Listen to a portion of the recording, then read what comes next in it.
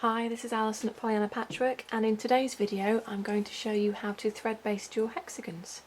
So first I'd like to run through the equipment you're going to need. I have a bunch of paper templates here that I've made. I've die cut these using my Sizzix Big Shot machine, and they're actually die cut from freezer paper, which allows me to iron them onto my fabric squares. Little tip before you use your papers, wherever you get them from, is I like to punch a hole, just using a regular hole punch, and that'll make taking them out at the end a bit easier. I'll show you what I mean. Here's a piece that I've been working on, and once you've got a hexagon entirely surrounded by another hexagon, you can remove the paper, and by punching a hole in it I can simply grab my scissors and just pull that straight out without having to damage my stitching or peel back the seam allowances to take it out. And there we go, that's entirely removed. Okay, so once you've got your papers, we also need some fabric squares. I'm using squares because I plan on machine quilting my hexagons. If you weren't, you might want to cut your fabric squares down with your 1/4 inch seam allowance so that you can hand quilt. Obviously you don't want all the extra layers, so I would, if I was hand quilting my piece, I would just trim the corners off like this so that I'm not having to stitch through an extra layer of fabric. But otherwise, if you're machine quilting, a fabric square is more than enough. Okay, so I've got templates, fabric squares. Next thing I need is some thread for thread basting. I just use any regular thread. This is a Presentia thread, it's a 60 weight, and it's a 3-ply, so it's really strong. It's 100% cotton, so it'll shrink with my fabric as well. And I'm using black today just as a high contrast for the video purposes, but you can use any thread you like because you're not going to be removing that thread. I'm going to need a needle. Now I like to just use a regular sharps needle, nothing special. You'll need to thread it with a length, not too long a length of thread because you don't want it knotting, and I do like to put a knot in the end of my thread. I'll show you a really neat way of doing that quickly as well. If you thread your needle as normal, pick up the tail and bring that over to your needle, grip it between your finger and your thumb and just wrap the thread tail around the needle a couple of times. You're going to pinch that between your thumb and your forefinger and just pull the needle through. And there we go, have a nice knot at the end of our thread. So, and the last thing I'm going to need is a pair of scissors or some thread snips. You might see these strange things stuck on my thread snips. That's actually a thimble. I can't wear a metal thimble, I really struggle. So I wear these self-adhesive leather dots, and they just protect the pads of my finger when I'm sewing, because I'm a wuss.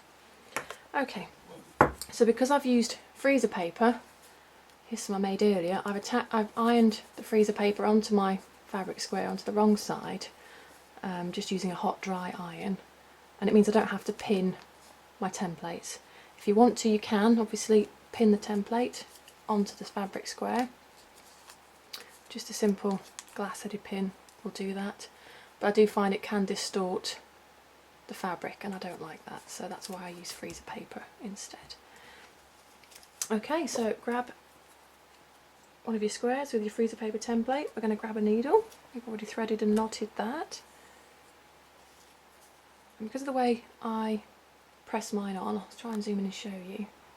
I like to try and make sure that 2 edges of my hexagon are on the straight of grain. The other 4 sides will be on the bias.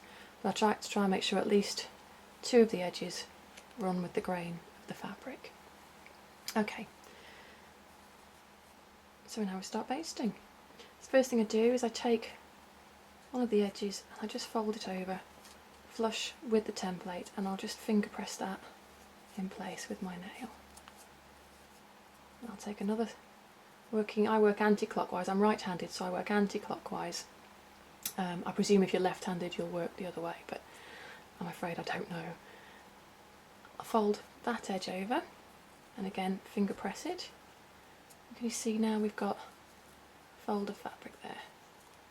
What I do is I take my needle, I go into the first layer of fabric and I come up through the fold. I don't go through the paper, nothing on the other side. I don't go through the paper, just through the layers of fabric, pull that through. Okay, just unthreaded my needle, let's just sort that out.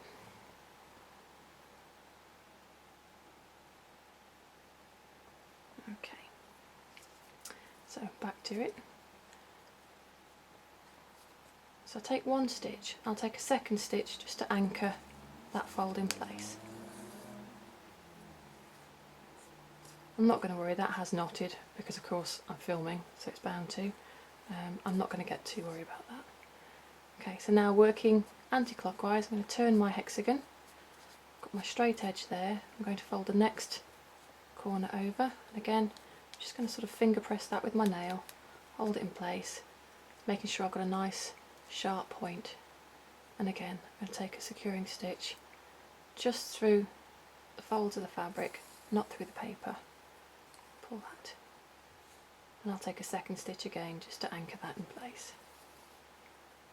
And then just proceed to work all the way around the hexagon, folding, making sure at all times that your fabric is aligned with the paper template underneath.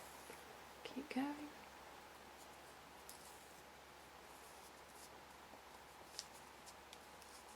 So I like to make sure mine are really secure, which is why I take two stitches. And the great thing is we're not going to be taking these stitches out at the end, so we're not going to spend time at the end of this process having to cut our basting stitches and to remove our papers. Our papers will just pop out without that. Go. And another one. I'll come around to the last side now. See, so to fold that under there, tuck that over. Sometimes I like to just run my needle in and up along that edge so I know that it's nice and flat and secure. I'll take another anchoring stitch.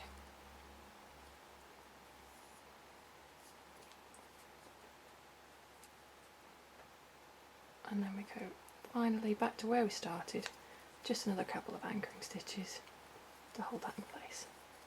And there we go, one thread basted hexagon. No thread showing on the right side, so I don't have to worry about that when I come to join them to my other hexagons. There we go, how to thread baste your hexagons in English paper piecing. Thank you for watching.